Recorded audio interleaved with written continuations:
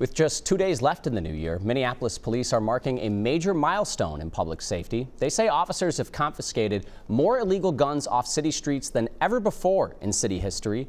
Chief of Police Brian O'Hara told us about 1,100 guns were recovered in 2022.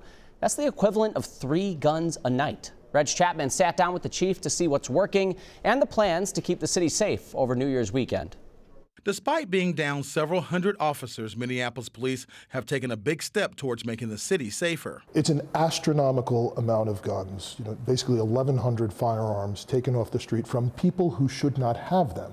Chief Brian O'Hara says the work of his officers and law enforcement partners has been intentional, focusing on the 1%, the worst of the worst, those pulling the triggers of these illegal guns. He says a joint investigation led to a big drop in gunfire. Resulted in an arrest in someone we believe that was trafficking ghost firearms as well as switches, which are devices that are able to have weapons fire automatically.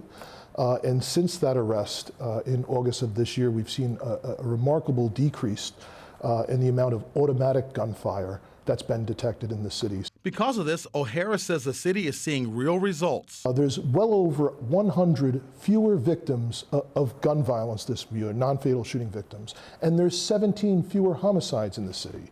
And while it's certainly not a victory lap, there's still an outrageous amount of gun violence in the city.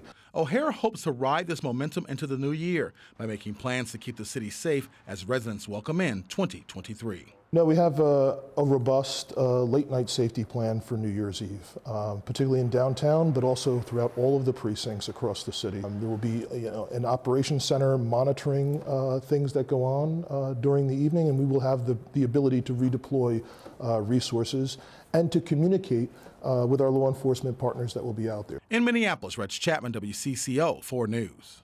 Chief O'Hara plans to work New Year's Eve patrolling the city with other officers. He says relationships with the community are helping. Boots on the ground organizations often help direct police to who's responsible for crime.